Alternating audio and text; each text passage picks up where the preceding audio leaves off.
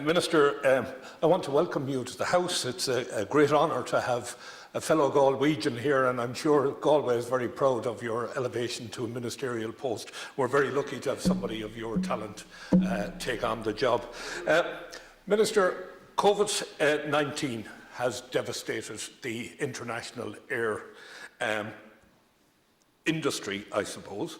But what it has also done is it has opened up some of the grave errors that have been made in recent time with respect to transportation policy, etc. I remember sitting in this chamber when we were talking about the selling off of Aer Lingus, and my colleague at the time, Senator Sean Barrett, was devastated that we would sell off the national airline.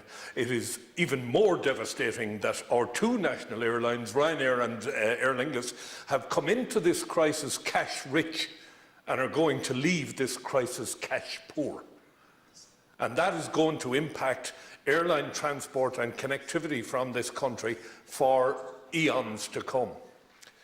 The other gaping hole in transportation policy and policy around the ports is the lack of local representation on the boards of these airports and indeed harbours. The lack of local representation, the people who are on the ground, who know what's happening, who are able to, if you want, look at the needs of local communities and things like that. We have deputies and senators in this House talking about those needs when we should have county councils debating those needs and working on them. But these things are opening up as this crisis goes on. Another issue here, you mentioned it in your speech, how indebted we are to the pilots and aircrew who flew to China to bring back PPE to this country. And I am extremely grateful to them and very proud of the work that they did. However, the downside of that is that our Defence Force, one of the few Defence Forces in Europe, has no heavy lift air capacity. And that is a crime, that our Air Force would be left without that. We contract out air ambulance services. Well, maybe we should look at all of that right now and see how we can use what resources we have within the country to overcome the issues that are there.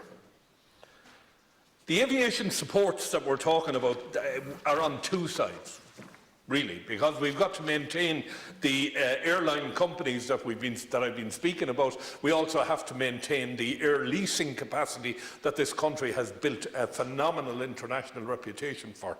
But as a former trade union leader, my heart has to be with the workers on the ground who have seen their income slashed and who see no prospect of getting back to any kind of work in the near future.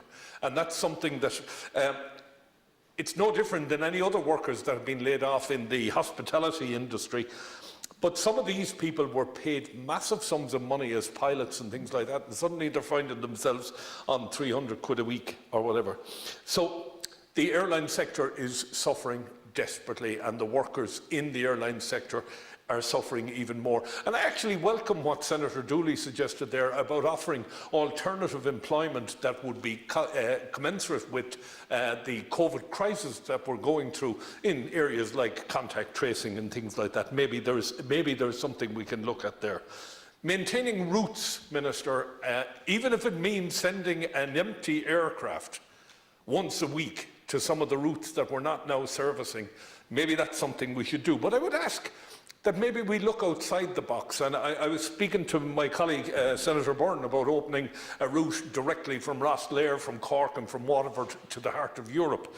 Maybe, while we're waiting for that to happen, there's an opportunity to replicate what happened in Berlin in the 1960s and have a direct airlift into Europe. Maybe we could utilise aircraft that is sitting on the ground to support import and export, to build new routes for import and export, which do not include the United Kingdom, because clearly we were going to have difficulties going through that.